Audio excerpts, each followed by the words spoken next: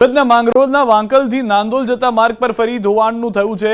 ફરી એક વખત જે રસ્તાની પરિસ્થિતિ છે તે હતા ન હતા થઈ ગયા છે। પાણીના તોતિંગ પ્રવાહને લઈ સંપૂર્ણ રોડ ખોદાઈ ગયો છે। વિશાળકાય ખાડો પડતા મોટી દુર્ઘટના થવાની શક્યતા સ્થાનિકો સેવી રહ્યા છે। નાંદોલા ગામ પાસે કોઝવે પર પાણીનો પ્રવાહ વહેતો થયો હતો। અગાઉ તંત્રએ ખાડાપુરી સંતોષ માન્યો હતો। ભરૂચ જિલ્લાના ગામડાઓને જોડતો આ માર્ગ ક્ષતિગ્રસ્ત થતા સ્થાનિકો હાલાકીનો સામનો કરી રહ્યા છે। આ તરફ વડોદરામાં પણ પડેલા ભારે વરસાદ બાદ રસ્તાઓનું ધોવાણ તેમજ ભૂવા પડવાની અનેક ઘટનાઓ જોવા મળી છે। ત્યારે વડોદરા શહેરના અકોટા વિસ્તારમાં વધુ એક ભૂવો પડ્યો હતો। રોડ નીચે આવેલી ગટર લાઇન બેસી જતા ભૂવો પડ્યો, પરંતુ મહત્વની વાત તો એ છે કે 3 દિવસથી ભૂવો પડ્યો હોવા છતાં હજુ સુધી કોર્પોરેશને સમારકામ નથી કર્યું। પાલિકાએ માત્ર બેરિકેડ મૂકી સંતોષ માની લીધો। તંત્ર કરવા એટલે અમે એવી ડિમાન્ડ કરી કે પ્રોપર કામગીરી કરવી, રોડા છારો નાખીને કરવી નહીં। પ્રોપર કામગીરી કરશો તો જ આની સમસ્યાનો નિકાલ આવશે, નહીં તો ફરીથી આ રોડ બેસી જશે। એટલા માટે પાઇપ બનાવવા માટે એ લોકો આપ્યો છે જીઆઈડીસીમાં એસએસનો। એ પાઇપ બનીને આવી જાય પછી પ્રોપર કામગીરી એ લોકો પૂરી કરશે એવું કહેવામાં આવ્યું છે। બનાસકાંઠાના ડીસામાં પ્રજાપતિ નગરમાં ગટરની સમસ્યાને લઈને સ્થાનિકોમાં આક્રોશ જોવા મળ્યો। અનેક અરજી છતાં પાલિકાએ કામગીરી ન કરતા લોકોએ જાતે ગટર સાફ કરવાનો વારો આવ્યો। પાલિકાએ સાફ સફાઈ ન કરતા આખરે કંટાળેલા વ્યક્તિએ ગટરમાં ઉતરી જાતે ગટર સાફ કરી। સ્થાનિકોનું કહેવું છે કે ગટર સ્ટ્રીટ લાઇટ બાબતે તેઓ અનેક રજૂઆતો કરી ચૂક્યા છે, કોઈ વ્યક્તિ ધ્યાન આપતું નથી। ચૂંટણીમાં ટોળામાં લોકો આવતા સમસ્યા આવે ત્યારે ફરકતા પણ નથી। અરજી આપી છે, નગરપાલિકામાં કોઈ સાંભળવા તૈયાર નથી અમારું।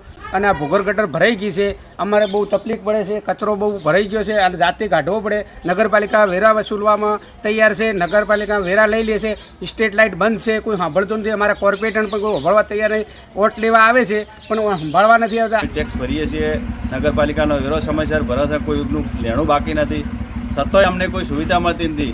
સરકાર મોટી મોટી જાહેરાતો કરે છે, પેલા ચાંદીપુરા વાયરસની। અમારે નાના નાના બાળકો છે અને આનો વાયરસ કોઈ છોકરાને ચેપ લાગે તો તેની સરકાર જવાબદારી મોટી મોટી જાહેરાતો કરે તો એની જવાબદાર કોણ રહેશે? કચ્છથી સમાચાર। કચ્છમાં અતિવૃષ્ટિને કારણે બંને વિસ્તારના અસરગ્રસ્ત માલધારીઓને વિનામૂલ્યે વન વિભાગ દ્વારા ઘાસ વિતરણ કરાશે। પ્રતિદિન 4 કિલો પશુ દીઠ અને માલધારીઓના કુટુંબ દીઠ 5 પશુઓની મર્યાદામાં ઘાસ આપવામાં આવશે। હાલમાં કચ્છ બન્ની ગ્રાસલેન્ડ વિસ્તારમાં વન વિભાગના હસ્તકના ગોડાઉનમાં 23 લાખ કિલો ઘાસનો જથ્થો ઉપલબ્ધ છે। સરકારના પરિપત્ર મુજબ ઘાસનું વિતરણ કરાશે। લાભાર્થીઓને નજીકના વન વિભાગના ઘાસના ગોડાઉનમાંથી ઘાસ અપાશે।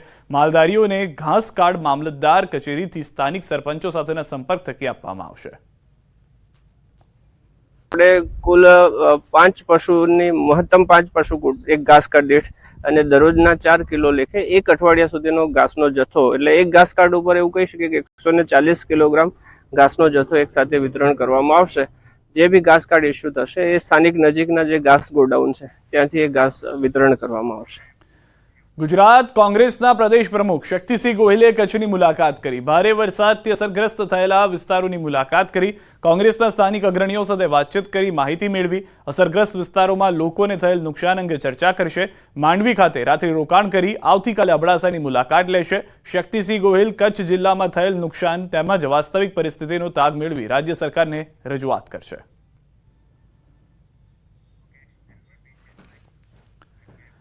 બનાસકાંઠાના થરાદમાં દેશની પ્રથમ માટી પરીક્ષણ લેબનું ઉદ્ઘાટન કરાયું છે। થરાદમાં બનાસ ડેરીના ચેરમેન શંકર ચૌધરીના હસ્તે લેબનું ઉદ્ઘાટન કરાયું। બનાસ ડેરી અને ઈશા ફાઉન્ડેશન દ્વારા થરાદ ખાતે માટી પરીક્ષણ પ્રયોગશાળા તૈયાર કરાઈ। લેબમાં જિલ્લાના ખેડૂતોના ખેતરોની માટીનું પરીક્ષણ કરાશે। ખેડૂતોને પોતાના ખેતરમાં કયા તત્વોની ઉણપ છે તેની માહિતી મળશે, જેથી ખેડૂતોને પોતાના પાક ઉત્પાદનમાં મોટો લાભ થશે। માટી પરીક્ષણ માટે પ્રથમ તબક્કામાં 16,000 ખેડૂત ધરાવતા 40 ગામની પસંદગી કરાઈ। 40 ગામની માટીના 510 નમૂનાઓ સાથે બેઝલાઇન અભ્યાસ કરાયો। વધુમાં 2000થી વધુ ખેડૂતોને માટી બચાવો અભિયાનની તાલીમ અપાઈ। ઉપરાંત Banas save soil farmer producer કંપનીનું લોકાર્પણ કરાયું, જ્યારે ખીમણમાં Banas bio fertilizer research and development લેબોરેટરીનું ડિજિટલ ઉદ્ઘાટન પણ કરાયું। સોઇલ હેલ્થની અંદર પણ આટલું માઇક્રો લેવલ ઉપર જવા માટેનું જ્યારે ભારત દેશની અંદર આ લેબ બની છે તો દેશના પ્રધાનમંત્રી મોદી સાહેબે પણ જે સપનું જોયું હતું એ સપનું સદગુરુએ પ્રેરણા આપીને આજે અમારું પૂર્ણ કરવાનું કામ કર્યું છે। આજે સોઇલ ટેસ્ટિંગ લેબ અહીંયાનું ઉદ્ઘાટન થવામાં આવ્યું છે, તો એનાથી સોઇલમાં કેટલા એના ન્યુટ્રિયન્ટ્સ છે, કેટલું પ્રકારનું એમાં કોપર છે, પોટેશિયમ છે, એ બધું જાણવા મળી શકશે અહીંયાથી। અને જે પ્રકારની ઉણપ જોવા મળશે જે સોઇલમાં એ પ્રકારનું એમને આગળ ગાઈડન્સ મળશે। લેબોરેટરી મતલબ જે આપણે દવા કરાવવા જઈએ તો એમાં શું ઉણપો છે એ આપણને ખ્યાલ આવે તો અહીંયા પણ જમીનની લેબ છે એ મોટો અહીંયા ફાયદો થશે. આપણે ખર્ચામાંથી મુક્ત બનશે ખેડૂતો અને ફળદ્રુપ જમીનો બનશે. ગુજરાત રાજ્યમાં આજથી ભાજપના સદસ્યતા અભિયાનની શરૂઆત થઈ છે. ભાજપનું સદસ્યતા અભિયાન પૂરજોશમાં ચાલી રહ્યું છે. સહકાર સેલ દ્વારા સદસ્યતા અભિયાન કાર્યક્રમનું આયોજન કરાયું છે. સીએમ ભૂપેન્દ્ર પટેલ અને પ્રદેશ પ્રમુખ CR પાટીલની હાજરીમાં આયોજન કરાયું. કાર્યક્રમમાં સહકાર સેલના અગ્રણીઓ પણ ઉપસ્થિત રહ્યા હતા.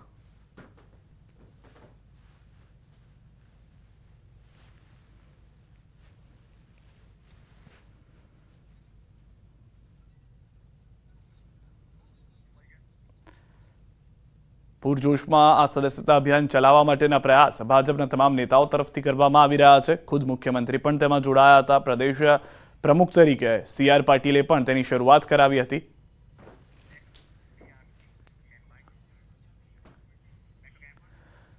ભરૂચ જિલ્લાને રેડ એલર્ટ વચ્ચે વાલિયામાં 16 ઇંચ વરસાદ. ડહેલી ગામે વરસાદી પાણી અને કેમ નદીથી જળબંબાકાર. ડહેલી ગામનું પાતોતા ફળિયું બેટમાં ફેરવાઈ ગયું છે. ગામના આકાશી દ્રશ્યોએ ગામની પરિસ્થિતિ દર્શાવી છે.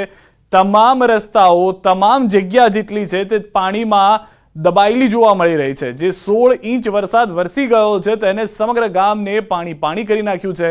આ આકાશી નજારાથી એ પ્રયાસ કરવામાં આવ્યો કે ગામની શું પરિસ્થિતિ છે, કારણ કે ખેતરો તો તરબોળ થઈ ચૂક્યા છે. આસપાસના જે નાના નાના મકાનો હતા તેમાં છત સુધીના પાણી જોવા મળી રહ્યા છે. તો કેમ નદી તોફાની બની જેના કારણે આ પરિસ્થિતિનું નિર્માણ થયું છે. 16 ઇંચ વરસાદ લઈને આવ્યું છું. તે 16 ઇંચ વરસાદને કારણે પણ ગામના લોકો ત્રસ્ત છે. બોલમાડી અંબે જય જય અંબેના નાદ સાથે અમદાવાદના રસ્તાઓ ગુંજી રહ્યા છે. ભાદરવી પૂનમના મેળા માટે પગપાળા સંઘ અંબાજી જવા રવાના થયા છે. 12 થી 18 સપ્ટેમ્બર દરમિયાન ભાદરવી પૂનમનો મહામેળો યોજાશે. ત્યારે અમદાવાદથી માઈ ભક્તો અંબાજી જવા ઉમટ્યા છે. નવા વાડજના વ્યાસવાડીથી પગપાળા સંઘ છેલ્લા 30 વર્ષથી અંબાજી જાય છે અને ધ્વજા ચડાવે છે. ત્યારે આ વખતે પણ આ મા અંબાના ગરબા કરતા 150 જેટલા લોકો પગપાળા ચાલતા અંબાજી પહોંચશે. આ સંઘ ભાદરવા સુદ આઠમના દિવસે 52 ગજની ધજા સાથે અંબાજી પહોંચશે.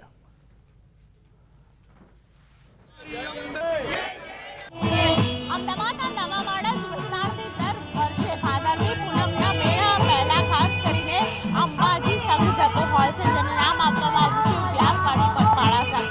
આ પગપાળા સંઘ છે વર્ષોથી ખાસ કરીને અંબાજીમાં માના દર્શન માટે ચાલતા જાય છે અને ખાસ કરીને માને ધજા ચડાવે છે.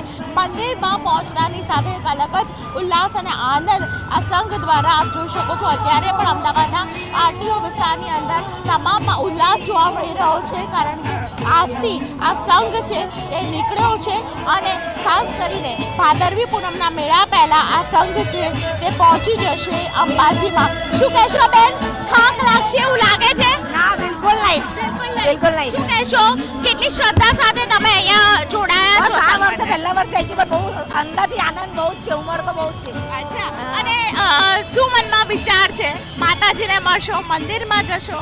માતાજીના મંદિરમાં જઈશું, દર્શન કરીશું, આનંદ ઉલ્લાસ કરીશું, એવો છે ભાવ અમને. બિલકુલ. આ ભાવ સાથે ખાસ કરીને વર્ષોથી આ સંઘ જતો હોય છે. મારી સાથે સંઘના વ્યક્તિ છે, તેમની સાથે વાત કરીશું. પગપાળા સંઘની શરૂઆત ક્યારથી થઈ હતી અને શું પરંપરા આજે પણ નિભાવી રહ્યા છો? અમારા પગપાળા સંઘનું 30 વર્ષ પૂરા થઈ, આજે 31મું વર્ષ છે. અમારા સંઘમાં પરંપરા છે કે માતાજીનો રથ અને રથની જોડે 52 ગજની ધજા લઈને અમે જઈ રહ્યા છીએ.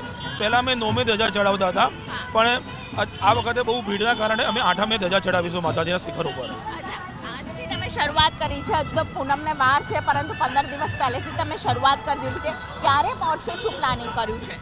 અમારે 8મ ધજા છે અને અમે આ વખતે એક દિવસ અમે એડવાન્સ ચાલી રહ્યા છીએ, તો કે વરસાદનો માહોલ છે અને બધો તકલીફ ના પડે અને ત્યાં સંઘના વધારો થઈ ગયો એટલા માટે અમે આ વખતે વહેલા નીકળ્યા છીએ. 8મના દિવસે આ સંઘ છે તે પહોંચી જશે અને 11 પહેલા ખાસ કરીને આ સંઘ પહોંચી જશે અને માતાજીને ધજા ચડાવશે. તે માટે ખાસ કરીને આપ જોઈ રહ્યા છો આ ધજા તેઓ ચાલતા લઈ જવાના છે, જેના સવારે શાસ્ત્રોક્ત વિધિ અનુસાર તેની પૂજા પણ કરવામાં આવી. ખાસ ધજા પલટી ન જાય તે માટે કવર પણ લગાવવામાં આવ્યું છે. વરસાદી માહોલ વચ્ચે ખાસ કરીને મહિલાઓ તો ઉત્સાહિત છે, પરંતુ તેની સાથે તમામ પ્રિકોશન્સ લઈને આ પગપાળા સંઘ છે તેની શરૂઆત થઈ ચૂકી છે ને બસ આઠમના દિવસે આ સંઘ છે, ભાદરવા વદ આઠમના દિવસે આ સંઘ પહોંચી જશે અંબાજી મંદિરમાં. કેમેરામેન પંકજ મકવાણા સાથે દીપિકા કુમાર, ન્યૂઝ 18 ગુજરાતી, અમદાવાદ. તો દ્રશ્યો જોઈ રહ્યા છો, ઉત્સાહ સાથે તમામ ભક્તો આગળ વધી રહ્યા છે. સૌથી વધારે મહત્વની વાત છે કે આઠમના દિવસે ચડાવાશે 52 ગજની ધજા. 150 લોકો પગપાળા સંઘ સાથે ધીમે ધીમે આગળ